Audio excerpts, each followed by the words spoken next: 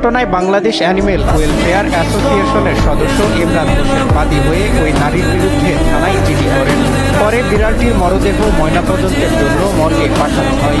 যে মহিলাটা এই বিড়ালকে জবাই করে হত্যা করেছে, মোটামুটি ঘুরে বেড়াতো, এটা বিড়ালটি দেখতে পেয়ে নিয়ে এসে আর কি জবাই করছে। বাংলাদেশ অ্যানিমেল অ্যাসোসিয়েশনের এক সদস্য গতকাল এসে আদমদিঘি থানায় একটা অভিযোগ দায়ের করেছে এটার বিচারের জন্য। স্থানীয়রা বলছেন বিড়ালটির গলা কেটে হত্যার বিষয়টি অবাক করার মতো।